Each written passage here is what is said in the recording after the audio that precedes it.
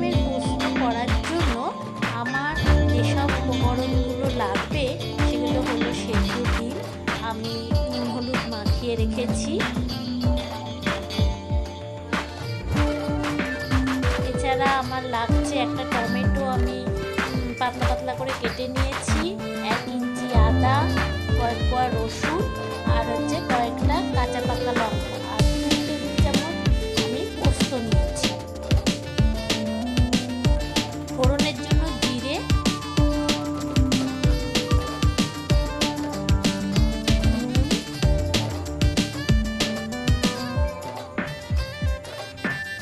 হলুদ,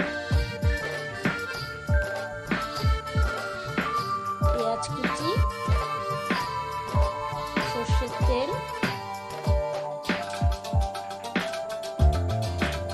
এই দিয়ে আমি তৈরি করব ডিম পোস্ত। এবার আমি প্রথমে এই মশলাগুলোর মধ্যে যে পোস্তটা আমি আগে শিলপাটায় একটু বেটে নেব। এখানে আমি মশলাটা শিলপাটাতে পোস্তটা আমি বেটে নিচ্ছি প্রথমে।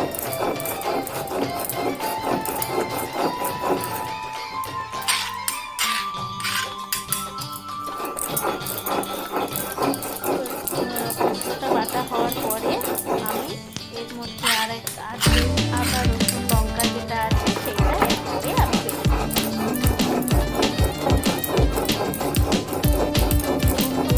করে বাটার দরকার নেই, 2বার বাটলেই হবে। এরপরে আমি বাটা আদা রসুন লঙ্কাটা আমি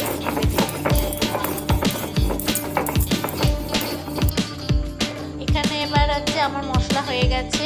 এবার এখানে সেদ্ধ ডিম নুন হলুদ মাখিয়ে রেখেছি। এবার কড়াইয়ে তেল বসিয়ে আমি প্রথমে ডিমগুলোকে ভেজে দিই। ডিম ভাজা হয়ে গেছে।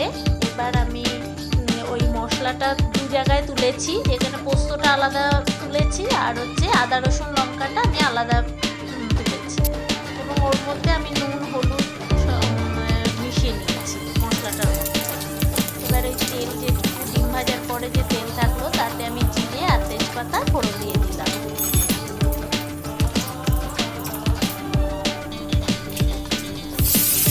এরপরে 2 বড় সাইজের পেঁয়াজ কুচিয়ে যেটা রেখেছিলাম সেটা আমি ওই তেলে ভালো করে ভেজে নিই।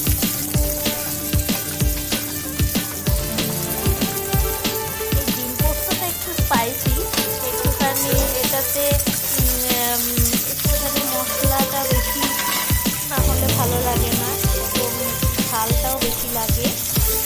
স্পাইসি খাবার রোস্টার খাবারের থেকে একটু আলাদা। পেঁয়াজের মধ্যে আমি টমেটোগুলো দিয়ে দিলাম, সামান্য নুন দিলাম এবং এগুলো ভালো করে ভেজে নিলাম। আপনারা এমনি ডিম দিয়েও করতে পারেন, কিন্তু হাঁসের ডিম দিয়ে করলে সবথেকে স্বাদটা ভালো হয়। পেঁয়াজটা একটু বাদামি করে ভাজা হতে হবে।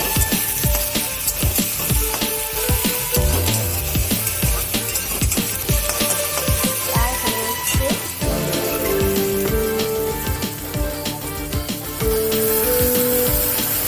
এবার আমি এই মশলাগুলো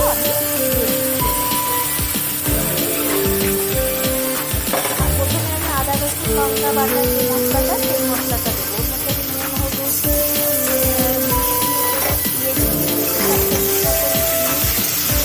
আর কাশ্মীরি লঙ্কা দিয়েছি, সেটা চাইলে আপনারা নাও দিতে পারেন, রঙটা হতে পারে ভালো করে মশলাটাকে কষিয়ে যখন কষানো হয়ে যাবে এরপরে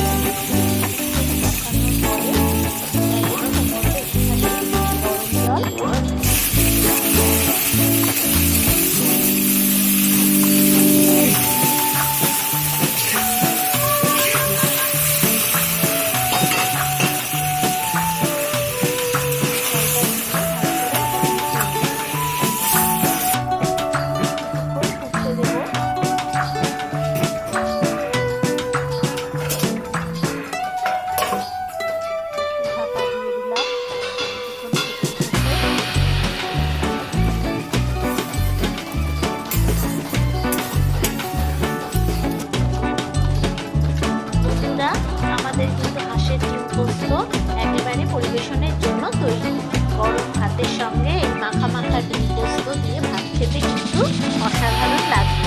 আপনারা এই রেসিপিটি অবশ্যই ট্রাই করবেন বাড়িতে এবং কেমন লাগলো আমাকে জানাবেন। আপনাদের কোনো জিজ্ঞাসা থাকলে সেটাও জানাতে পারেন। আজ আসি, নমস্কার, ধন্যবাদ। বন্ধুরা, আমার এই রেসিপিটি ভালো লেগে থাকলে অবশ্যই আরও নতুন নতুন রেসিপি পাওয়ার জন্য আমার চ্যানেলটিকে সাবস্ক্রাইব করে দেবেন।